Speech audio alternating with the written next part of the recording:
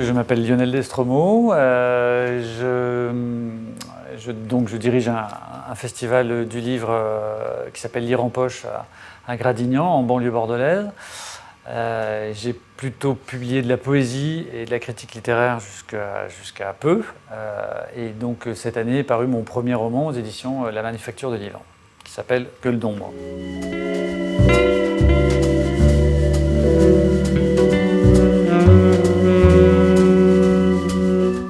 Grande question. Pourquoi écrit-on en général? Alors ça, j'en sais strictement rien. Je pense que c'est un mode d'expression qui est plus ou moins naturel selon les individus. Pour d'autres, ça va être une autre forme d'art. Pour d'autres, ça ne va pas être de l'art du tout, mais ça va être du dialogue, de la discussion, ou ce qu'on voudra. Donc pour tous ceux qui passent par la plume, c'est l'écriture qui aurait une forme, qui est pour eux une forme d'expressivité naturelle. Après, la question, c'est pourquoi ils ont besoin de s'exprimer.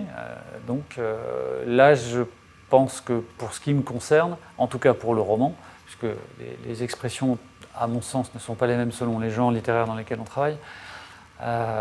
Disons que quand j'ai envie de raconter une histoire et que je suis dans l'idée de passer un sentiment, une expression, un moment avec des personnages qui ont des aléas, des choses qui leur arrivent, etc. Je vais être dans la construction d'une histoire romanesque. En revanche, c'est vrai que quand je vais être dans une forme d'expression peut-être plus intime, plus intense, brève et refermée sur à un moment donné, je vais être plutôt dans la poésie. Et puis quand je vais être dans une volonté plus intellectuelle sans doute, et plus dans l'idée de la transmission, de la passation de quelque chose, je vais être dans la critique littéraire. Donc c'est trois modes d'expression différentes.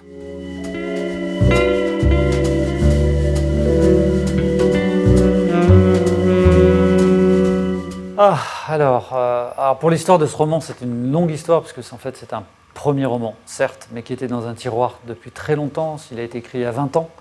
Il paraît en 2022, alors que la première version, la première mouture de ce livre date de 2002. Donc ça fait longtemps qu'il existe et qu'il a sa propre existence, même si elle est restée enfermée pendant longtemps.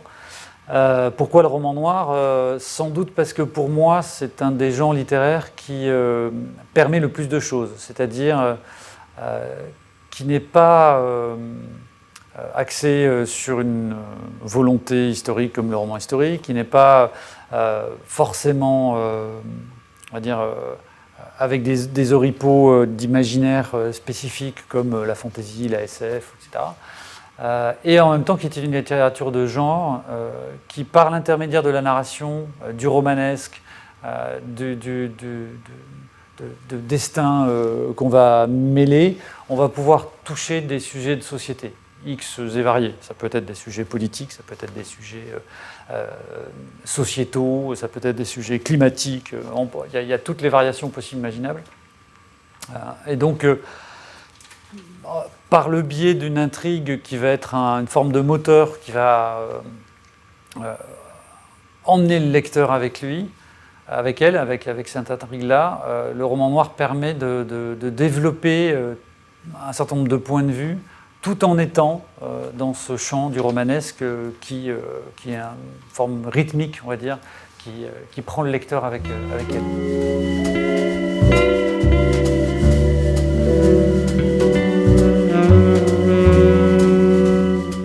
Dans un hôpital militaire, un homme était dans le coma, commença-t-il à m'expliquer.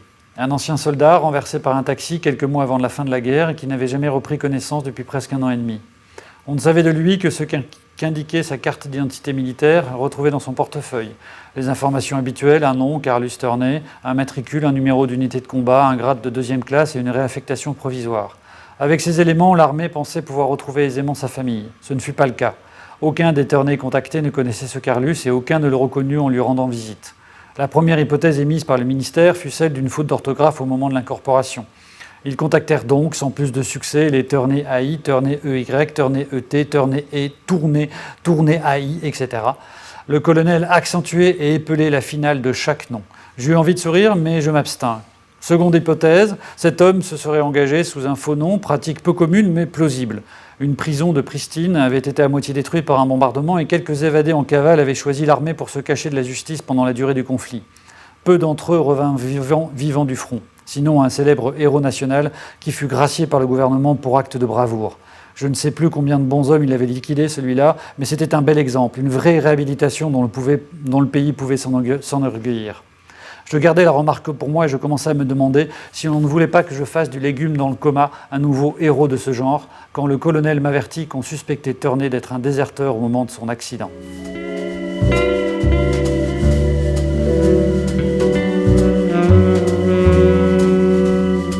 Qu'est-ce que je pourrais dire au lecteur qui n'est pas écrit sur la 4e de couverture? Que ce roman est autant un roman noir qu'un roman de guerre, qu'une dystopie, qu'il l'est sans lettres, on va dire,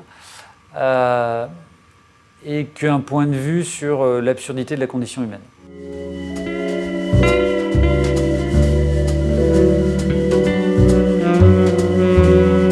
Alors le prochain est un polar, enfin est un roman noir, clairement. Celui d'après, c'est plus compliqué.